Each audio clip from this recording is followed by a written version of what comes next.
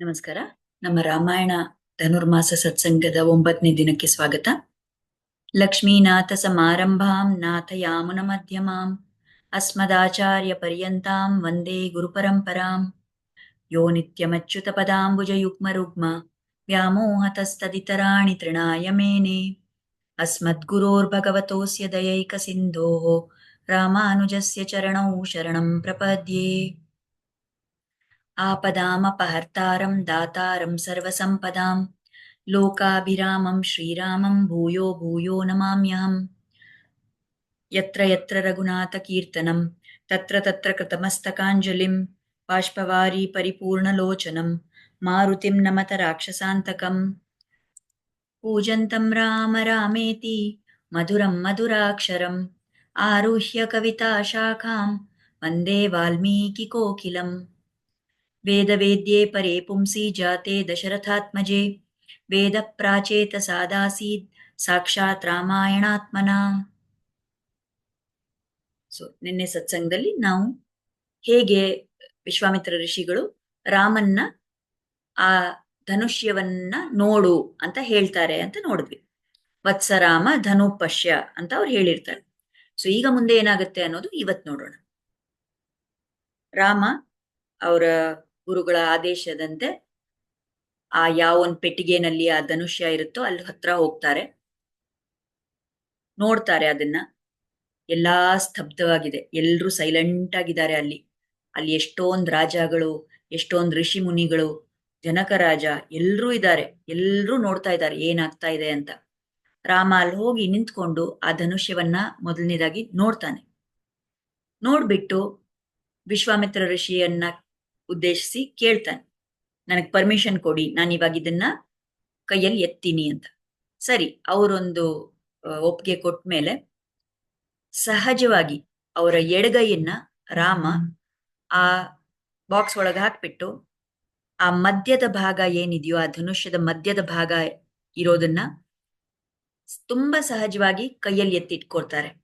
ಅದು ಹೇಗೆ ಅಂದ್ರೆ ಒಂಥರ ಲೀಲೆ ಮಾಡ್ದಂಗೆ, ಮಕ್ಕಳ ಆಟ ಆಡೋವಾಗ ಹೇಗೆ ಹಿಡ್ಕೋತಾರೋ ಆ ರೀತಿಯಲ್ಲಿ ಅದನ್ನ ತುಂಬಾ ಏನೂ ಒಂದ್ ಕಷ್ಟ ಪಡದೆ ಸಹಜವಾಗಿ ಅದನ್ನ ಎತ್ತಿಟ್ಕೊಂಡು ಲೆಫ್ಟ್ ಕೈಯಲ್ಲಿ ಆ ದಾರ ಏನಿರುತ್ತೆ ಅದನ್ನ ಬಲಗೈಯಲ್ಲಿ ಹಿಡಿತಾರೆ.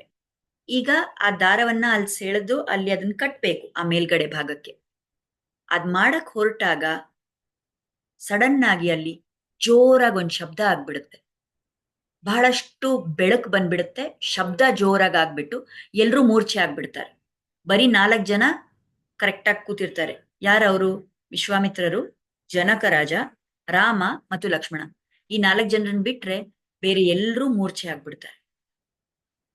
ಆಮೇಲೆ ಅವ್ರ ಕಣ್ ತೆಗ್ದು ನೋಡಿದ್ರೆ ಬಾಣ ಬಿಲ್ಲು ಒಡೆದೋಗ್ಬಿಟ್ಟಿದೆ, ಧನುಷ್ಯ ಒಡೆದೋಗ್ಬಿಟ್ಟಿದೆ. ಎಲ್ಲಿ ಮಧ್ಯ ಭಾಗದಲ್ಲಿ ರಾಮ ಆ ಧನುಷ್ಯವನ್ನ ಹಿಡಿದ್ನೋ ಆ ಭಾಗದಲ್ಲಿ ಪೀಸ್ ಆಗ್ಬಿಟ್ಟಿದೆ, 2 ಭಾಗ ಆಗಿ ಒಂದು ಭಾಗ ಅವ್ರ ಕೈಯಲ್ಲಿದೆ, ಇನ್ನೊಂದು ಭಾಗ ಕೆಳಗ್ ಬಿದ್ದಿದೆ. ಇದಾಗಿದ್ ಕೂಡ್ಲೆ ಎಲ್ರಿಗೂ ಆಶ್ಚರ್ಯ, ಏನ್ ಇಂಥ ಒಂದ್ ಪರಾಕ್ರಮ! 12 ವರ್ಷದ ಈ ಚಿಕ್ಕ ಹುಡ್ಗ, ಎಷ್ಟು ಮಹಾಪರಾಕ್ರಮಿಗಳು, ಎಷ್ಟು ಶೂರವೀರರಿಂದ ಇದು ಆಗ್ಲಿಲ್ಲ, ಅವ್ರ ಎತ್ತಕ್ ಕೂಡ ಆಗಿಲ್ಲ. ಇವನ್ ಎತ್ತಿದಾನೆ ಮತ್ತು ಅಷ್ಟು ಸಹಜವಾಗಿ ಎತ್ತಿದಾನೆ. ಅಂಡ್ ಈಗ ಅವನದನ್ ದಾರ ಕಟ್ಟಕ್ ಹೋದಾಗ ಬಾಣಾನೇ ಒಡೆದೋಗ್ಬಿಟ್ಟಿದ್ಯಲ್ಲ, ಏನಿದು ಅದ್ಭುತವಾಗಿದೆಯಲ್ಲ ಈ ತರ ಅಂತ ಎಲ್ರಿಗೂ ಬಹಳ ಆಶ್ಚರ್ಯ ಆಗತ್ತೆ. ಜನಕರಾಜನಿಗೆ ಬಹಳ ಸಂತೋಷ ಆಗ್ಬಿಡುತ್ತೆ. ಯಾಕೆಂದ್ರೆ ಇಂಥ ಒಬ್ಬ ಪರಾಕ್ರಮಿ ವ್ಯಕ್ತಿನೇ ನಾನು ಕಾಯ್ತಾ ಇದ್ದೆ, ಇವ್ರಿಗೆ ನಾನು ನನ್ನ ಮಗಳ ಸೀತೆಯನ್ನ ಕೊಡ್ಬೇಕು ಅಂತ ಅವ್ರು ನಿರ್ಧಾರ ಮಾಡ್ಕೊಂಡಿರ್ತಾರಲ್ಲ, ಅದಕ್ಕೆ ಅವ್ರಿಗೆ ಬಹಳ ಖುಷಿ ಆಗುತ್ತೆ. ಈಗ ಆಚಾರ್ಯರು ಇಲ್ಲಿ ಒಂದು ಒಳ್ಳೆ ವಿಷಯವನ್ನ ಹೇಳ್ತಾರೆ ನಮ್ಗೆ. ಈ ಬಾಣ ಯಾರಾದ್ರೂ ಜನ ಅನ್ಕೋಬಹುದು, ಆ ಬಾಣ, ಆ ಬಿಲ್ಲು, ಆ ಧನುಷ್ಯ ತುಂಬಾ ಹಳೇದಾಗಿತ್ತು ಅಥವಾ ಅದೊಂಥರ ಒಣಗೋಗಿತ್ತೇನೋ, ಆ ಇದು ಮರ ಅದೇನ್ ಭಾಗ ಮಾಡಿತ್ತು ಅಂತ, ಅದರಿಂದ ಹೊಡಿತಾ ಅಲ್ಲ. ಅದಿಲ್ಲ, ಈ ಕಾರಣದಿಂದ ಅದು ಬಿಲ್ಲು ಮುರಿಲಿಲ್ಲ. ಆ ಧನುಷ್ಯವನ್ನ ರಾಮ ಎಡಗೈಯಲ್ಲಿ ಆ ಮಧ್ಯಭಾಗವನ್ನ ಹಿಡಿದಾಗ ಆ ಹಿಡಿತ ಎಷ್ಟು ಸ್ಟ್ರಾಂಗ್ ಆಗಿತ್ತು, ಅವರಲ್ಲಿ ಹಿಡ್ಕೊಂಡ್ರಲ್ಲ ಅದು ಎಷ್ಟು ಸ್ಟ್ರಾಂಗ್ ಆಗಿತ್ತು ಅಂದ್ರೆ ಆ ಬಾಣ ಅವ್ರ ಶಕ್ತಿಯಿಂದ ಅದು ಒಡೆದೋಯ್ತು. ಈಗ ಇನ್ನೊಂದು ವಿಷಯ ಹೇಳ್ತಾರೆ ಆಚಾರ್ಯರಲ್ಲಿ. ಈಗ ಈ ಧನುಷ್ಯವನ್ನ ಹಿಡಿದು ಮುರಿದಾಗ ರಾಮನಿಗೆ ವಯಸ್ಸು 12. ಸೊ ಮ್ಯಾಕ್ಸಿಮಮ್ ನಾವು ನೋಡಿದ್ರೆ ಆ 12 ವಯಸ್ಸಲ್ಲಿ ಎಷ್ಟು ಹೈಟ್ ಇರ್ಬೋದು, ಎಷ್ಟು ಉದ್ದ ಇರ್ಬೋದು ಆ ಮಗು? ಮೇ ಬಿ ಒಂದು 4-4.25 ಅಡಿ ಇದ್ದಿರ್ಬೋದು ಅಷ್ಟೇ. ಆ ಧನುಷ್ಯ ಯಾರ್ದು? ಶಿವಂದು. ಶಿವನ ಹೈಟ್ ಎಷ್ಟಿದ್ದಿರ್ಬೋದು? ಒಬ್ರು ದೊಡ್ಡವ್ರ ಹೈಟ್ ಅಂದ್ರೆ ಒಂದು 8 ಅಡಿ 9 ಅಡಿ ಅಷ್ಟಿದ್ದಿರ್ಬೋದು. ಸೊ ಶಿವನಿಗೆ ಅಂತ ವಿಶ್ವಕರ್ಮ ಆ ಧನುಷ್ಯವನ್ನ ನಿರ್ಮಾಣ ಮಾಡಿದಾಗ ಅವ್ರು ಆ ಹೈಟಿಗೆ ಮಾಡಿರ್ತಾರಲ್ಲ. ಮತ್ತೆ ಇವಾಗ ರಾಮ 4.25 ಅಡಿ ಹೈಟ್ ಇರೋರು ಈ ಒಂದು ಧನುಷ್ಯವನ್ನ ಹಿಡಿದ್ರೆ ಕೈಯಲ್ಲಿ, ಆ ಧನುಷ್ಯದ ಮೇಲ್ಗಡೆ ಭಾಗ ಬಹಳಷ್ಟು ಹೈಟ್ ಅಲ್ಲಿ ಇರುತ್ತಲ್ಲ. ಮತ್ತದ್ ಹೇಗೆ ರಾಮ ಅದನ್ನ ದಾರ ಕಟ್ಟಕ್ಕೆ ಹಿಂಗ್ ಬೆಂಡ್ ಮಾಡಕ್ ಸಾಧ್ಯ ಆಯ್ತು ಅಂದ್ರೆ, ತುಂಬಾ ಸ್ವಾರಸ್ಯವಾಗಿ ನಮ್ಮ ಆಚಾರ್ಯರಲ್ಲಿ ಹೇಳ್ತಾರೆ, ಅವ್ರು ಯಾವ ಕ್ಷಣದಲ್ಲಿ ರಾಮ ಆ ಬಾಣವನ್ನ ಕೈಯಲ್ಲಿ ಹಿಡಿದ್ನೋ ಅದ್ ಯಾರ ಧನುಷ್ಯ? ಅದು ಶಿವನ ಧನುಷ್ಯ. ಮತ್ತೆ ಹೇಳ್ತಾರೆ, ಶಿವನೇ ಪರಮ ವೈಷ್ಣವ. ಶಿವನಿಗೆ ಎಷ್ಟು ರಾಮನಲ್ಲಿ ಭಕ್ತಿ ಇದೆಯೋ ಅದ್ ಯಾರಿಗೂ ಇರಕ್ ಸಾಧ್ಯ ಇಲ್ಲ. ಸೊ ಅಂಥ ಶಿವನ ಧನುಷ್ಯ ತಾನಾಗೆ ಅದು ಬಗ್ತು. ಯಾತಕ್ಕೋಸ್ಕರ? ಈ ರಾಮನ ಚರಣಗಳಿಗೆ ಹತ್ರ ಹೋಗಿ ನಮಸ್ಕಾರ ಮಾಡೋಣ ಅಂತ ಧನುಷ್ಯ ಬಗ್ತಂತೆ. ಆ ಧನುಷ್ಯ ಬೆಂಡ್ ಆಗಿದ್ ಕೂಡ್ಲೆ ರಾಮ ಅದನ್ನ ಹಿಡಿಯಕ್ ಸಾಧ್ಯ ಆಯ್ತು. ಆ ದಾರ ಕಟ್ಟಕ್ ನೋಡಿದ್ರು ಅಷ್ಟ್ರಲ್ಲಿ ಆ ಗ್ರಿಪ್ ಅಷ್ಟು ಸ್ಟ್ರಾಂಗ್ ಆಗಿದ್ದು ಅದು ಮುರಿದೋಯ್ತು. ಈ ತರ ಇದೆ ಈ ಧನುಷ್ಯವನ್ನ ಮುರಿಯುವಂತಹ ಒಂದು ಘಟನೆ. ಜನಕರಿಗೆ ಭಾರಿ ಖುಷಿ ಆಯ್ತು ಇವಾಗ ಇದಾದ್ಮೇಲೆ. ಈ 12 ವರ್ಷದ ಒಂದು ಮಗು ಇದನ್ನ ಮಾಡಿದೆ, ಇಂಥ ಒಂದು ಪರಾಕ್ರಮವನ್ನ ತೋರಿಸಿದೆ ಅಂದ್ರೆ ಅವ್ರಿಗೆ ತುಂಬಾ ಸಂತೋಷ ಆಯ್ತು. ಈಗ ಅವ್ರು ಏನ್ ಮಾಡ್ತಾರೆ, ಜನಕ ರಾಜ ವಿಶ್ವಾಮಿತ್ರ ಋಷಿ ಹತ್ರ ಕೇಳ್ತಾರೆ, ನೀವು ಆಜ್ಞೆ ಮಾಡಿದ್ರೆ, ನೀವು ಒಪ್ಪಿಗೆ ಕೊಟ್ರೆ ನಾನು ನನ್ನ ಮಂತ್ರಿಗಳನ್ನೆಲ್ಲ ದಶರಥ ರಾಜನ ಹತ್ರ ಕಳಿಸ್ತೀನಿ. ಈ ವಿಷಯ ಅವ್ರಿಗೆ ತಿಳಿಸ್ಬಿಟ್ಟು ಈ ರೀತಿಯಲ್ಲಿ ನಾನು ನನ್ನ ಮಗಳನ್ನು ಸೀತೆಯನ್ನ ರಾಮನಿಗೆ ಕೊಡಬೇಕು ಅಂತ ಇಚ್ಛೆ ಪಡ್ತೀನಿ, ಅವ್ರ ಒಪ್ಪಿಗೆ ಕೇಳ್ಕೊಂಡು ಅವ್ರನ್ನ ಇಲ್ಲಿ ಬರಬೇಕು ಅಂತ ಆಮಂತ್ರಣ ನೀಡೋದಕ್ಕೆ ನನ್ನ ಮಂತ್ರಿಗಳನ್ನ ನಾನು ಕಳಿಸ್ತೀನಿ, ಮಾಡ್ಬೋದಾ ಅಂತ ಪರ್ಮಿಷನ್ ಕೇಳ್ತಾರೆ. ವಿಶ್ವಾಮಿತ್ರ ಋಷಿಗಳು ಒಪ್ಕೋತಾರೆ. ಅದಾಗಿದ್ ಕೂಡ್ಲೆ ಜನಕ ರಾಜ ಅವ್ರ ಮಂತ್ರಿಗಳನ್ನ ಕಳಿಸ್ತಾರೆ ಅಲ್ಲಿ ಅಯೋಧ್ಯೆಗೆ. ಇದ್ ನಡೀತಾ ಇರೋದು ಮಿಥಿಲೆಯಲ್ಲಿ. ಮಿಥಿಲೆ ಅಂದ್ರೆ ಈಗಿನ ಕಾಲದ್ದು ಅಪ್ರಾಕ್ಸಿಮೇಟ್ಲಿ ನೇಪಾಳ್ ಹತ್ರ. ಅಲ್ಲಿಂದ ಅವರು ಅಯೋಧ್ಯೆಗೆ ಮಂತ್ರಿಗಳನ್ನ ಕಳಿಸ್ಕೊಡ್ತಾರೆ. ಮೆಸೆಂಜರ್ಸ್, ಮಂತ್ರಿಗಳು ಎಲ್ಲರೂ ಹೋಗ್ತಾರೆ. ಇಲ್ಲಿ ಆಚಾರ್ಯರು ಇನ್ನೊಂದು ಮಾತು ಹೇಳ್ತಾರೆ. ಈಗ ಧನುಷ್ಯ ಮುರಿದಿದ್ದು ಯಾರು? ರಾಮ. ಸೊ ಡೈರೆಕ್ಟ್ ಆಗಿ ಜನಕ ರಾಮನ ಹತ್ರನೇ ಹೇಳ್ಬೋದಿತ್ತಲ್ಲ, ನೀನ್ ಧನುಷ್ಯ ಮುರಿದಿದ್ಯಾ, ಈ ಪರಾಕ್ರಮ ಮಾಡಿದ್ದಕ್ಕೆ ನಾನ್ ನನ್ನ ಮಗಳ ಸೀತೆಯನ್ನ ನಿನಗ್ ಕೊಡ್ತಾ ಇದ್ದೀನಿ ಅಂತ ಡೈರೆಕ್ಟ್ ಆಗಿ ರಾಮನ ಹತ್ರನೇ ಕೇಳ್ಬೋದಿತ್ತಲ್ಲ. ಯಾಕೆ ಅವ್ರು ಕೇಳಲಿಲ್ಲ ಆ ಥರ? ಮೊದಲನೇದಾಗಿ ವಿಶ್ವಾಮಿತ್ರ ಋಷಿಗಳು ರಾಮನನ್ನ ಕರ್ಕೊಂಡ್ ಬಂದಿದ್ದಾರೆ. ವಿಶ್ವಾಮಿತ್ರ ಋಷಿಗಳು ಮುನಿ, ಅವರು ಗುರುಗಳು, ಅವರು ಗುರು ಸ್ಥಾನದಲ್ಲಿದ್ದಾರೆ ಇವಾಗ. ಆಗ ಅವ್ರ ಹತ್ರ ಫಸ್ಟ್ ಮಾತಾಡ್ಬೇಕು. ಆ ಒಂದು ಪ್ರೋಟೋಕಾಲ್ ಏನ್ ಹೇಳ್ತೀವಿ, ಆ ಒಂದು ಗೌರವ ಅವ್ರಿಗೆ ಕೊಡ್ಬೇಕು. ಅದಕ್ಕೋಸ್ಕರ ಡೈರೆಕ್ಟ್ ಆಗಿ ರಾಮನ ಹತ್ರ ಮಾತಾಡದೆ ವಿಶ್ವಾಮಿತ್ರ ಋಷಿಗಳ ಹತ್ರ ಮಾತಾಡ್ತಾರೆ. ಎರಡನೇದಾಗಿ ಆಚಾರ್ಯರು ಇಲ್ಲಿ ಇನ್ನೊಂದು ವಿಷಯ ಏನ್ ಹೇಳ್ತಾರಂದ್ರೆ, ಡೈರೆಕ್ಟ್ ಆಗಿ ರಾಮನ ಹತ್ರ ಜನಕ ಕೇಳಿದ್ದಿದ್ರೆ ಏನಾಗ್ಬೋದಿತ್ತು? ರಾಮ ಅದನ್ನ ಒಪ್ಕೋತಾ ಇದ್ರಾ? ಖಂಡಿತ ಇಲ್ಲ. ಇಲ್ಲಿ ತನಕ ಯಾವ ರಾಮ ಆಜ್ಞಾಪಾಲನೆ ಅಂತ ವಿಶ್ವಾಮಿತ್ರ ಋಷಿಗಳ ಜೊತೆ ಹೋದ, ಆಜ್ಞಾಪಾಲನೆ ಅಂತ ರಾಕ್ಷಸರ ಸಂಹಾರ ಮಾಡ್ದ, ಆಜ್ಞಾಪಾಲನೆ ಅಂತ ಅಹಲ್ಯೆಗೆ ಶಾಪ ವಿಮೋಚನೆ ಕೊಟ್ಟ, ಅದೇ ರಾಮ ಈಗ ನಿನ್ ಮದ್ವೆ ಮಾಡ್ಕೋ ನನ್ನ ಮಗಳನ್ನ ಅಂದ್ರೆ ಆಜ್ಞಾಪಾಲನೆ ಮಾಡ್ತಾ ಇರ್ಲಿಲ್ಲ. ಯಾಕೆ? ಯಾಕೆಂದ್ರೆ ರಾಮನ ಅವತಾರದ ರಹಸ್ಯನೇ ಅದು. ರಾಮನ ಅವತಾರದ ಒಂದು ಗುರಿನೇ ಅದು. ಏನು? ಪಿತೃವಾಕ್ಯ ಪರಿಪಾಲನಂ. ನಾನು ನನ್ನ ತಂದೆ ಹೇಳಿದ ಮಾತನ್ನೇ ಫಾಲೋ ಮಾಡ್ತೀನಿ ಅಂತ. ಸೊ ಡೈರೆಕ್ಟ್ ಆಗಿ ಜನಕರು ಏನಾದ್ರು ಕೇಳಿದ್ರೆ ರಾಮನ್ನ ಮದ್ವೆ ಮಾಡ್ಕೊ ಅಂತ, ಅವ್ನ್ ಖಂಡಿತ ಇಲ್ಲ ಅನ್ಬಿಡ್ತಾ ಇದ್ದ. ನನ್ ಅಪ್ಪ ಅಮ್ಮ ಅವ್ರನ್ನ ಕೇಳ್ಬೇಕು, ನೀವ್ ಅವ್ರ ಹತ್ರ ಮಾತಾಡಿ ಅಂತ ಹೇಳ್ತಾ ಇದ್ದ. ಅದಕ್ಕೇನೆ ಅವನನ್ನ ಕೇಳ್ದೇನೆ ಜನಕರು ಡೈರೆಕ್ಟ್ ಆಗಿ ವಿಶ್ವಾಮಿತ್ರ ಋಷಿಗಳ ಹತ್ರ ಪರ್ಮಿಷನ್ ತಗೊಂಡು ದಶರಥ ರಾಜನಿಗೆ ಸಂದೇಶ ಕೊಟ್ಟು ಕಳ್ಸಿದ್ರು. ಈಗ ಅಲ್ಲಿ ದಶರಥ ರಾಜ ಅಯೋಧ್ಯೆಯಲ್ಲಿ ಕೂತಿದ್ದಾರೆ. ಅವ್ರಿಗೆ ಈ ಮಿಥಿಲಾ ದೇಶದಿಂದ ಬಂದಿದ್ದ ಮಂತ್ರಿಗಳೆಲ್ಲ ಈ ವಿಷಯ ಹೇಳಿದಾಗ ಅವ್ರೇನು, ಅವ್ರ ತಂದೆ ಅಲ್ವಾ, ರಾಮನ ತಂದೆ ಅವರು, ಅವರೇ ಡಿಸೈಡ್ ಮಾಡ್ಬಿಡ್ಬೋದಿತ್ತಲ್ಲ. ಅವರು ಈ ವಿಷಯ ಗೊತ್ತಾಗಿದ ತಕ್ಷಣ ಅವ್ರದ್ದು ಏನೇ ಒಂದು ಅಭಿಪ್ರಾಯ ಹೇಳ್ದೆ ಡೈರೆಕ್ಟ್ ಆಗಿ ಫಸ್ಟ್ ಅವ್ರು ಮಾಡೋ ಕೆಲಸ ಏನಂದ್ರೆ ವಸಿಷ್ಠ ಗುರುಗಳ ಹತ್ರ ಡಿಸ್ಕಸ್ ಮಾಡ್ತಾರೆ. ಈ ತರ ಬಂದಿದ್ದಾರೆ, ಇದನ್ನ ನಾವು ಒಪ್ಕೋಬೇಕಾ ಬಾರ್ದಾ ಅಂತ ಕೇಳ್ತಾರೆ. ಅಲ್ಲೂ ಕೂಡ ನಮ್ಗೆ ಹೇಗೆ ಆಜ್ಞಾ ಪಾಲನೆ ಮಾಡೋದು ಅನ್ನೋದನ್ನ ನಾವು ಕಲಿಬಹುದು. ಸೊ ಸ್ವಂತ ಮಗನಿಗೆ ಒಂದು ಪ್ರಪೋಸಲ್ ಬಂದಿದೆ, ಅದನ್ನ ನಾನು ಒಪ್ಕೋಬೇಕಾ ಬಾರ್ದಾ ಅನ್ನೋದಕ್ಕೂ ಅವ್ರ ನಿರ್ಧಾರ ತಗೊಳಲ್ಲ. ಅವರು ಆಚಾರ್ಯರನ್ನ ಕೇಳಿ ಅವ್ರ ಮಾರ್ಗದರ್ಶನದ ಪ್ರಕಾರ ಇದ್ ನಡಿಬೇಕು ಅಂತ ಆ ರೀತಿಯಲ್ಲಿ ಅವರು ಕಾರ್ಯ ಮಾಡ್ತಾರೆ. ಸೊ ಇದರಿಂದನೂ ನಾವು ಬಹಳಷ್ಟು ಕಲಿಬಹುದು. ಸರಿ, ಈಗ ಇದನ್ನ ನಾವು ಏನ್ ನೋಡಿದ್ವಲ್ಲ, ಈಗ ಹೇಗೆ ಆ ಧನುಷ್ ಮುರಿಯುತ್ತೆ, ಏನಾಗುತ್ತೆ ಅಲ್ಲಿ ಅನ್ನೋದನ್ನ ನಾವು ವಾಲ್ಮೀಕಿ ರಾಮಾಯಣ ದೃಷ್ಟಿಕೋನದಿಂದ ನೋಡಿದ್ವಿ. ಕಂಬರಾಮಾಯಣದಲ್ಲಿ, ಈ ತಮಿಳಲ್ಲಿ ಬರೆದಿರುವಂತ ಕಂಬರಾಮಾಯಣ, ಅದರಲ್ಲಿ ಇನ್ನೊಂದಷ್ಟು ಬೇರೆ ತರ ಇದೆ ಈ ಕತೆ, ಇನ್ನ ರಸಪೂರ್ಣವಾಗಿದೆ.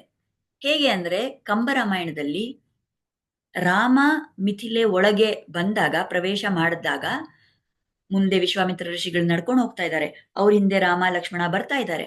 ಆಗ ಅವರು ಅಲ್ಲಿ ದಾರಿಯಲ್ಲಿ ಪಾಸ್ ಹಾಕೊಂಡು ಇನ್ನೇನ ಜನಕರಾಜನ ಇದಕ್ಕೆ ಸಭೆಗೆ ಹೋಗ್ಬೇಕು ಅಂತ ಸಮಯದಲ್ಲಿ ರಾಮನಿಗೆ ಕಣ್ಣು ಹಿಂಗೆ ನೋಡ್ತಾ ಇರ್ತಾನೆ. ಅಲ್ಲಿ ಒಂದು ಇದಿರುತ್ತೆ, ಅರಮನೆ ಹತ್ರ ಆ ಬಾಲ್ಕನಿನಲ್ಲಿ ಸೀತೆ ನಿಂತಿರ್ತಾಳೆ.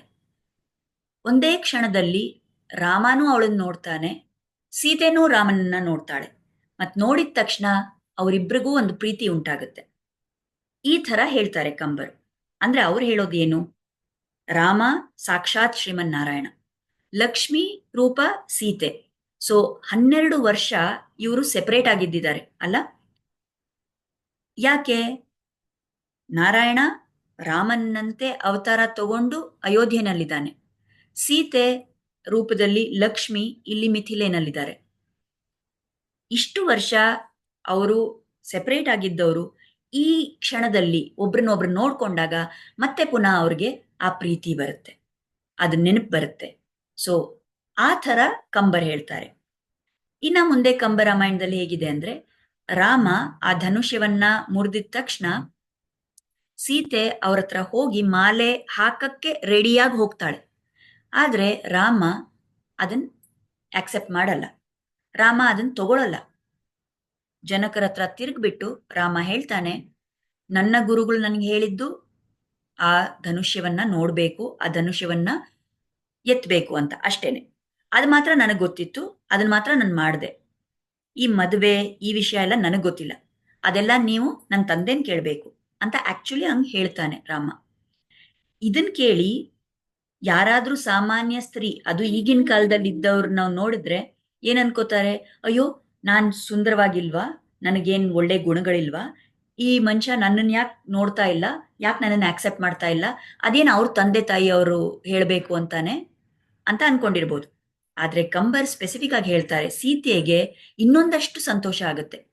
ಮೊದಲನೇದಾಗಿ, ಇಂಥ ಒಬ್ಬ ಪರಾಕ್ರಮಿ ವ್ಯಕ್ತಿ ಈ ಧನುಷ್ಯವನ್ನ ಮುರಿದಿದ್ದಾನೆ, ಇವನೇ ನನಗೆ ಪತಿ ಅಂತ ಅವಳಿಗೆ ಗೊತ್ತಾದಾಗ ಖುಷಿ ಆಗುತ್ತೆ. ಯಾಕಂದ್ರೆ ಅಲ್ಲಿ ಆ ವೀರತೆಯನ್ನ, ಆ ಒಂದು ಏನಂತೀರಾ, ಅಷ್ಟು ಪರಾಕ್ರಮಿ ಕ್ವಾಲಿಟಿನ ಅದನ್ನ ನೋಡಿದ್ಲು. ಸೊ ಅದನ್ನ ನೋಡಿದಾಗ ತುಂಬಾ ಸಂತೋಷ ಆಗಿತ್ತು. ಆದ್ರೆ ಈಗ ವೀರ್ಯ ಮಾತ್ರ ಅಲ್ಲ, ಈ ವ್ಯಕ್ತಿಯಲ್ಲಿ ವಿವೇಕ ಕೂಡ ಇದೆ. ಈ ವ್ಯಕ್ತಿಯಲ್ಲಿ ಅವರ ದೊಡ್ಡವ್ರು ಹೇಳಿದ ಮಾತನ್ನ ಆಜ್ಞಾಪಾಲನೆ ಮಾಡಬೇಕು, ಕೇಳಬೇಕು ಅನ್ನೋ ಒಂದು ಭಾವ ಇದೆ. ಅದನ್ನ ನೋಡಿ ಅವಳಿಗೆ ಇನ್ನೊಂದಷ್ಟು ಸಂತೋಷ ಆಗುತ್ತೆ. ಸೊ ಈ ರೀತಿ ಆಚಾರ್ಯರು ಇದನ್ನ ಡಿಸ್ಕ್ರೈಬ್ ಮಾಡ್ತಾರೆ. ಈಗ ನಾವು ಇದರಿಂದ ಏನ್ ಕಲಿಬಹುದು? ಈಗ ಮುಂದೆ ಏನಾಗುತ್ತೆ, ಹೇಗೆ ದಶರಥ ರಾಜ ಒಪ್ಕೋತಾರೆ, ಅವ್ರು ಹೇಗ್ ಬರ್ತಾರೆ ಮಿಥಿಲೆಗೆ, ಆಕ್ಚುಯಲ್ ಸೀತಾ ಕಲ್ಯಾಣ ಹೇಗ್ ನಡೆಯುತ್ತೆ ಅನ್ನೋದನ್ನ ನಾಳೆ ನೋಡೋಣ. ಅದಿನ್ನ ನಮ್ಗೆ ತುಂಬಾ ಸಂತೋಷ ಕೊಡುವಂತ ವಿಷಯ. ಇವತ್ತಿಗೆ ಇಷ್ಟು ನಾವು ನೋಡಿರೋ ಕಥೆಯಲ್ಲಿ ನಾವು ಏನ್ ಕಲ್ತ್ವಿ ಅಂದ್ರೆ, ಹೇಗೆ ಆಜ್ಞಾಪಾಲನೆ ಮಾಡಬೇಕು ಅನ್ನೋದು. ಮೊದಲನೇದಾಗಿ, ವಿಶ್ವಾಮಿತ್ರ ಋಷಿಗಳು ಧನುಷ್ಯವನ್ನ ನೋಡು ಅಂತ ಹೇಳಿದಾಗ ರಾಮನಿಗೆ ಅರ್ಥ ಆಯ್ತು. ಅವ್ರು ಬರೀ ನೋಡು ಅಂತ ಹೇಳ್ತಾ ಇಲ್ಲ, ಅವರ ಭಾವಾರ್ಥ ಏನು, ಅದನ್ನ ಅದನ್ನ ಎತ್ಬಿಟ್ಟು ತೋರ್ಸು ಎಲ್ರಿಗೂ ಅಂತ ಹೇಳ್ತಾ ಇದಾರಂತ. ಸೊ ಅವ್ರು ಹೇಳಿದ್ದು ಆ ವಾಕ್ಯಕ್ಕೆ ಏನ್ ಮೀನಿಂಗ್ ಇತ್ತೋ ಅದನ್ನ ಮಾಡಿದ್ರು. ಅದ್ರ ಜೊತೆಗೆ ಅವ್ರು ಹೇಳಿದ್ದ ವಿಷಯದ ಭಾವಾರ್ಥ ತಿಳ್ಕೊಂಡು ಆಕೃತಿನೂ ಕೂಡ ಮಾಡಿದ್ರು. ಸೊ ನಾವು ಕೂಡ ಯಾರಾದ್ರೂ ನಮ್ಗೊಂದು ಆಜ್ಞೆ ಮಾಡಿದಾಗ ಅದರಲ್ಲಿ ವಾಟ್ ದೇ ಆರ್ ಇಂಟೆಂಡಿಂಗ್, ಅವ್ರ ಇಂಟೆನ್ಷನ್ ಏನಿದೆ, ಅವ್ರು ಏನ್ ಹೇಳ್ತಾ ಇದ್ದಾರೆ ನಮ್ಗೆ ಆಕ್ಚುಲಿ ಅಂತ ಅದನ್ನ ವಿಚಾರ ಮಾಡಿ ನಮ್ಮ ಬುದ್ಧಿಯಿಂದ ಒಳ್ಳೆ ರೀತಿಯಲ್ಲಿ ನಾವು ಬುದ್ಧಿಯನ್ನ ಉಪಯೋಗಿಸ್ಕೊಂಡು ಆ ಪ್ರಕಾರ ನಾವು ಆಜ್ಞಾಪಾಲನೆಯನ್ನ ಮಾಡಬೇಕು. ಎರಡನೇದಾಗಿ, ಈಗ ನಾನು ಹೇಳ್ದೆ ಈ ಕಂಬರಾಮಾಯಣದಲ್ಲಿ ರಾಮನಿಗೆ ಸೀತೆಯನ್ನ ನೋಡಿದಾಗ ಪ್ರೀತಿ ಬರುತ್ತೆ. ಆದ್ರೆ ಅವ್ರಿಗೆ ಮನಸ್ಸಲ್ಲಿ ಎಷ್ಟೇ ಪ್ರೀತಿ ಇದ್ರೂ ಕೂಡ ನಮ್ಮ ತಂದೆ ಹೇಳಿ ಈ ಮದುವೆ ನಡಿಬೇಕು ಅನ್ನೋದನ್ನ ಅವ್ರು ತುಂಬಾ ಸ್ಟ್ರಾಂಗ್ ಆಗಿ ಇಟ್ಕೊಂಡಿದ್ರು. ಸೊ ಇಲ್ಲೂ ಕೂಡ ಈಗ ಹೇಗೆ ವಿಶ್ವಾಮಿತ್ರ ಋಷಿ ಬಂದು ರಾಮನ್ನ ಕರ್ಕೊಂಡು ಹೋದಾಗ ಅಲ್ಲಿ ಅವರು ಪಿತೃವಾಕ್ಯ ಪಾರಿಪಾಲನಾ ಅನ್ನೋದು ತೋರಿಸಿದ್ರು. ಅದೇ ರೀತಿಯಲ್ಲಿ ಇವಾಗ ಮದ್ವೆ ಅಂತ ಜನಕ ರಾಜ್ಯ ಹೇಳ್ದಾಗ್ಲೂ ಕೂಡ ನಮ್ ತಂದೆ ಹೇಳ್ಬೇಕು ಅಂತ ಅದೇ ಪಿತೃವಾಕ್ಯ ಪರಿಪಾಲನದ ಒಂದು ಸ್ವಭಾವವನ್ನ ಇಲ್ಲೂ ತೋರಿಸ್ತಾ ಇದ್ದಾರೆ ರಾಮ. ಸೊ ನಮ್ಗೇನ್ ಆಸೆ ಇದೆ, ನಮಗೇನ್ ಬೇಕಾಗಿದೆ, ಅದರಿಂದ ನಾವು ಒಂಥರ ಎಕ್ಸೈಟ್ ಆಗ್ಬಿಟ್ಟು ನಾವು ಅದನ್ನೇ ಮಾಡಕ್ ಹೊರಟ್ಬಿಡ್ಬಾರ್ದು. ದೊಡ್ಡವ್ರು ಏನ್ ಹೇಳ್ತಾರೆ ಅದನ್ನ ಕೇಳ್ಬೇಕು, ದೊಡ್ಡವರ ಸಲಹೆ ನಾವು ತಗೋಬೇಕು, ಅವ್ರ ಆದೇಶ ಏನಿದೆ ಅದ್ರ ತಕ್ಕಂತೆ ನಾವು ನಡೆದ್ರೆ ನಮಗ್ ಒಳ್ಳೇದು ಅನ್ನೋದನ್ನ ಅರ್ಥ ಮಾಡ್ಕೋಬೇಕು. ಈಗಿನ ಕಾಲದಲ್ಲಿ ಬಹಳಷ್ಟು ಸಲ ನಮ್ಗೇನ್ ಅನ್ಸುತ್ತೆ, ದೊಡ್ಡವ್ರು ಅವ್ರಿಗೇನ್ ಗೊತ್ತಾಗುತ್ತೆ, ಅವ್ರ ವಯಸ್ಸಾಯ್ತು ಅಥವಾ ಅವ್ರಿಗೆ ಈಗಿನ ಕಾಲದ ವಿಷಯಗಳು ಗೊತ್ತಿಲ್ಲ ಅಂತ ನಾವು ಅನ್ಕೋಬಹುದು. ಆದ್ರೆ ಏನೇ ಆಗ್ಲಿ ಅವ್ರು ಅಷ್ಟು ಜೀವನ ನಡೆಸಿದ್ದಾರೆ. ಸೊ ಅವ್ರಿಗಿರೋ ಆ ಅನುಭವದಿಂದ ಅವ್ರು ಕೆಲವು ವಿಷಯಗಳನ್ನ ಹೇಳ್ತಾರೆ. ನಮಗದ್ ಇಷ್ಟ ಆಗದೆ ಇರ್ಬೋದು, ಬಟ್ ಇಷ್ಟ ಆಗ್ಲಿಲ್ಲ ಅಂತ ನಾವು ಅದನ್ನ ಬಿಟ್ಬಿಡ್ಬಾರ್ದು. ಅವ್ರು ಹೇಳಿದ್ರೆ ಖಂಡಿತ ನಮ್ಮ ಒಳ್ಳೇದಕ್ಕೆ ಹೇಳ್ತಾ ಇದ್ದಾರೆ ಅನ್ನೋ ಒಂದು ನಿರ್ಧಾರ ನಾವು ಮಾಡ್ಕೊಂಡಿರ್ಬೇಕು. ನಮ್ಗೆ ಆ ನಂಬಿಕೆ ಇರಬೇಕು. ನಮ್ಮ ದೊಡ್ಡವರು, ನಮ್ಮ ಅಪ್ಪ ಅಮ್ಮ, ನಮ್ಗೆ ಯಾರು ಹಿತೈಷಿಗಳಿದಾರೋ ಅವ್ರು ನಮಗ್ ಹೇಳಿದ್ರೆ ಅದ್ ನನಗ್ ಅನ್ಪ್ಲೆಸೆಂಟ್ ಆಗಿರ್ಬೋದು, ಆದ್ರೆ ಖಂಡಿತ ಅದ್ ನನ್ ಒಳ್ಳೇದಕ್ಕೆ ಹೇಳ್ತಾ ಇದ್ದಾರೆ. ಇವತ್ ನನ್ಗೆ ಅದ್ರ ಬೆಲೆ ಗೊತ್ತಾಗ್ತಾ ಇಲ್ಲ, ಆದ್ರೆ ಕೆಲವು ವರ್ಷ ಆದ್ಮೇಲೆ ನನಗೆ ಗೊತ್ತಾಗುತ್ತೆ ಅವ್ರು ಹೇಳಿದ್ದೇ ಕರೆಕ್ಟು ಅಂತ. ಸೊ ಯಾವಾಗ್ಲೂ ನಾವು ಬರೀ ನಮ್ಮ ಇಷ್ಟ, ನಮ್ಮ ಆಸೆಗೆ ನಾವು ಗಮನ ಕೊಡಬಾರ್ದು. ಬೇರೆ ಯಾರಾದ್ರೂ ದೊಡ್ಡವರಿದ್ರೆ ಅವ್ರ ವಿಷಯ ಅವ್ರ ಹತ್ರ ತಿಳ್ಕೊಂಡು ಅವ್ರ ಮಾರ್ಗದರ್ಶನದ ಪ್ರಕಾರನೇ ನಾವು ನಡ್ಸ್ಕೊಂಡು ಹೋದ್ರೆ ನಮಗ್ ಒಳ್ಳೇದು. ಈ ಜನಕ ಮತ್ತು ದಶರಥ ಮಾಡಿದ ಅವರ ಆಕ್ಷನ್ಸ್ ಇಂದಾನು ಕೂಡ ನಾವು ಹೇಗೆ ಗುರು ಆಜ್ಞಾ ಪಾಲನೆ ಮಾಡೋದು ಮುಖ್ಯ, ಯಾಕೆ ನಮ್ಗೆ ಗುರುಗಳ ಮಾರ್ಗದರ್ಶನ ಇಂಪಾರ್ಟೆಂಟ್ ಅನ್ನೋದು ಗೊತ್ತಾಗುತ್ತೆ. ಜನಕರಾಜರು ವಿಶ್ವಾಮಿತ್ರ ಋಷಿಗಳನ್ನ ಕೇಳಿ ಮಂತ್ರಿಗಳನ್ನ ಅಯೋಧ್ಯೆಗೆ ಕಳಿಸಿದ್ರು. ದಶರಥ ರಾಜ ಮಿಥಿಲೆ ಮಂತ್ರಿಗಳಲ್ಲಿ ಬಂದಾಗ ದಶರಥ ರಾಜ ವಸಿಷ್ಠರನ್ನ ಕೇಳಿ ನಿರ್ಧಾರ ತಗೊಂಡ್ರು. ಸೊ ಈ ರೀತಿಯಲ್ಲಿ ನಮ್ಗೆ ಅವ್ರು ತೋರಿಸ್ಕೊಡ್ತಾ ಇದ್ದಾರೆ ಯಾವ ರೀತಿಯಲ್ಲಿ ನಾವು ಏನೇ ಒಂದು ಕಾರ್ಯ ನಾವು ಮಾಡಕ್ ಹೊರಟಾಗ ಅದಕ್ ಮುಂಚೆ ನಮ್ಮ ಗುರುಗಳು, ನಮ್ಮ ಆಚಾರ್ಯರು, ನಮ್ಮ ದೊಡ್ಡವರು ಯಾರಿದ್ದಾರೆ ಅವ್ರ ಒಂದು ಸಲಹೆ ನಾವು ತಗೊಂಡು ನಾವು ಆ ಕಾರ್ಯ ಮಾಡಬೇಕು ಅಂತ. ಕಡೆಯಲ್ಲಿ ಈ ಸೀತೆಯ ಭಾವ, ರಾಮ ಯಾವಾಗ ಮದ್ವೆಗ್ ನಾನ್ ಹೇಳಕ್ಕಾಗಲ್ಲ, ನಾನ್ ಒಪ್ಕೊಳಕ್ಕಾಗಲ್ಲ, ನಮ್ಮ ಅಪ್ಪ ಹೇಳ್ಬೇಕು ಅಂತ ಹೇಳಿದಾಗ ನಾವು ಹೇಳಿದ್ವಿ ಸೀತೆಗೆ ಬಹಳ ಸಂತೋಷ, ಇನ್ನೂ ಸಂತೋಷ ಆಗುತ್ತೆ ಅಂತ. ಇದೇ ಭಾವ ನಮ್ಮಲ್ಲೂ ಕೂಡ ಇರಬೇಕು. ಬಹಳಷ್ಟು ಸರಿ ನಮಗ್ ಬೇಕಾದಂಗೆ ಇನ್ನೊಬ್ರು ನಡ್ಕೊಳ್ಳಿಲ್ಲ ಅಂದ್ರೆ ನಾವು ಏನಕ್ಕೆ ಅವ್ರ ಹಂಗ್ ಮಾಡ್ತಾ ಇದ್ದಾರೆ, ಇವ್ರಿಗೆ ಯಾರೋ ಹೇಳ್ಕೊಟ್ಟಿದ್ದಾರೆ, ಯಾರೋ ಹೇಳ್ಕೊಟ್ಟಿದ್ ಮಾತಿಂದ ಇವ್ರ ಹಿಂಗ್ ಆಡ್ತಾ ಇದ್ದಾರೆ ಅಂತ ಅನ್ಕೊಂಡ್ ಕೋಪ ಮಾಡ್ಕೋತೀವಿ. ಆದ್ರೆ ಅದಕ್ ಬದಲು ಯಾರೋ ಅವ್ರಿಗೊಂದ್ ಸಲಹೆ ಕೊಡ್ತಾ ಇದ್ದಾರೆ, may be that is the better way out, probably ಅದೇ ಮೆಥಡ್ ಅಲ್ಲಿ ಮಾಡಿದ್ರೆ ಇನ್ನ ಒಳ್ಳೇದಾಗ್ಬೋದು ಅಂತ ಆ ಅಕ್ಸೆಪ್ಟೆನ್ಸ್ ನಮಗಿರ್ಬೇಕು. ಬಹಳ ಏನಂತೀವಿ, ಇಟ್ ಈಸ್ ವೆರಿ ಅನ್ಫಾರ್ಚುನೇಟ್ ಈಗಿನ ಕಾಲದಲ್ಲಿ ನಮ್ಮ ದೌರ್ಭಾಗ್ಯ ಏನಂದ್ರೆ ಹೆಣ್ಮಕ್ಳು ಬಹಳಷ್ಟು ಸರಿ ಯಾರೋ ಮದ್ವೆ ಆಗ್ಬೇಕು ಅಂತ ಇರೋವಾಗ ಆ ವ್ಯಕ್ತಿ ಅವ್ರ ಅಪ್ಪ ಅಮ್ಮನ ಜೊತೆ ಇರಬಾರದು ಅಂತ ಹೇಳ್ಕೋತಾರೆ, ಅಥವಾ ಆ ವ್ಯಕ್ತಿ ಅವ್ರ ಅಪ್ಪ ಅಮ್ಮ ಹೇಳಿದ ಮಾತನ್ನ ಜಾಸ್ತಿ ಕೇಳಿದ್ರೆ ಇವ್ರಿಗೆ ಬೇಜಾರಾಗುತ್ತೆ. ಆ ರೀತಿ ಇಲ್ದೆ ನಾವು ಈ ರೀತಿಯಲ್ಲಿ ಸೀತೆ ಯಾವ ಭಾವ ಇಟ್ಕೊಂಡಿದ್ಲೋ, ಅಲ್ಟಿಮೇಟ್ಲಿ ಯಾರ್ ದೊಡ್ಡವ್ರು ಹೇಳಿದ್ರು ನಮ್ ಒಳ್ಳೇದಕ್ಕೆ ಹೇಳ್ತಾ ಇದ್ದಾರೆ ಅನ್ನೋ ಭಾವ ನಾವು ಇಟ್ಕೊಂಡು ನಾವು ಆ ದೃಷ್ಟಿಯಿಂದ ನೋಡಕ್ ಶುರು ಮಾಡಿದಾಗ ನಮಗ್ ಖಂಡಿತ ಜೀವನದಲ್ಲಿ ಒಳ್ಳೇದೇ ನಡೆಯುತ್ತೆ. ಈ ನಂಬಿಕೆ ಒಂದ್ ಇಟ್ಕೊಂಡು ನಾವು ನಡ್ಸ್ಕೊಂಡು ಹೋಗ್ಬೇಕು. ಆದಷ್ಟು ಪರಮಾತ್ಮನ ಕೃಪೆ ಇದ್ರೆ ನಾವ್ ಇದೆಲ್ಲ ಫಾಲೋ ಮಾಡಕ್ ಸಾಧ್ಯ ಆಗುತ್ತೆ. ಆ ಕೃಪೆ ನಮ್ಮ ಮೇಲೆ ಇರ್ಲಿ ಅಂತ ನಾವು ಬೇಡ್ಕೋಬೇಕು. ಸೊ ಇವತ್ತಿನ ಟಾಪಿಕ್ ನಾವು ಇಲ್ಲಿಗೆ ಬಂದಿದೀವಿ. ಕೃತಜ್ಞತೆಯನ್ನ ಸಲ್ಲಿಸೋಣ ಶ್ರೀರಾಮ ಮತ್ತು ಗುರುಗಳ ಚರಣಗಳಲ್ಲಿ. ಅವ್ರ ಅನುಗ್ರಹ ನಮ್ಗೆ ಸಿಗ್ಲಿ. ಇದೆಲ್ಲ ನಾವು ಏನೇನ್ ಕಲಿತಾ ಇದೀವಿ, ನಮ್ಗೆ ಎಷ್ಟು ಭಾಗ್ಯ ಇದೆ, ನಮ್ಮ ಸೌಭಾಗ್ಯ. ಈ ರಾಮನ ಕಥೆ, ಈ ಸೀತೆಯ ಕಥೆ ನಮ್ಗೆ ಕೇಳೋ ಅಷ್ಟು ಒಂದು ಅವಕಾಶ ಸಿಕ್ಕಿದೆ. ಈ ಅವಕಾಶ ಭಗವಂತನೇ ಮಾಡ್ಕೊಟ್ಟಿದ್ದಾನೆ. ಅದಕ್ಕಾಗಿ ನಾವು ಕೃತಜ್ಞತೆಯನ್ನು ಸಲ್ಲಿಸೋಣ. ಅವ್ರ ಕೃಪೆ ಹೀಗೆ ನಮ್ಮ ಮೇಲಿರ್ಲಿ. ಮತ್ತು ನಾವು ಕಲಿತಾ ಇರೋದು ಒಂದೊಂದು ವಿಷಯನೂ ಕೂಡ ನಮ್ಮ ಜೀವನದಲ್ಲಿ ಎಲ್ಲೋ ಒಂದು ಕಡೆ ಅಳವಡಿಸ್ಕೊಳ್ಳೋ ಥರ ಒಂದು ಮನೋಭಾವ, ಒಂದು ವಾತಾವರಣ, ಅದೆಲ್ಲನೂ ಕೂಡ ನಮಗೆ ದೇವ್ರು ಕೊಡ್ಲಿ ಅಂತ ಪ್ರಾರ್ಥಿಸ್ಕೊಳ್ಳೋಣ. ಮಂಗಳಂ ಕೋಸಲೇಂದ್ರಾಯ ಮಹನೀಯ ಗುಣಾಬ್ಧಯೇ ಚಕ್ರವರ್ತಿ ತನೂಜಾಯ ಸಾರ್ವಭೌಮಾಯ ಮಂಗಳಂ ವೇದ ವೇದಾಂತ ವೇದ್ಯಾಯ ಮೇಘಶ್ಯಾಮಲಮೂರ್ತಯೇ ಪುಂಸಾಂ ಮೋಹನ ರೂಪಾಯ ಪುಣ್ಯಶ್ಲೋಕಾಯ ಮಂಗಳಂ ಪಿತೃಭಕ್ತಾಯ ಸತತಂ ಭ್ರಾತೃಭಿಃ ಸಹ ಸೀತಯಾ ನಂದಿತಾಖಿಲಲೋಕಾಯ ರಾಮಭದ್ರಾಯ ಮಂಗಳಂ ಶ್ರೀಮತೆ ರಘುವೀರಾಯ ಸೇತುಲಂಘಿತಸಿಂಧವೇ जितराक्षसराजाय रणधीराय मङ्गलम् मङ्गलाशासनपरैर्मदाचार्यपुरोगमैः सर्वैश्च पूर्वैराचार्यैः सत्कृतायास्तु मङ्गलम्. ಧನ್ಯವಾದ. ಮತ್ತೆ ನಾಳೆ ಸೀತಾ ಕಲ್ಯಾಣ ಅದನ್ನ ಎಲ್ರೂ ಸೇರಿ ಅನುಭವಿಸೋಣ. ನಮಸ್ಕಾರ.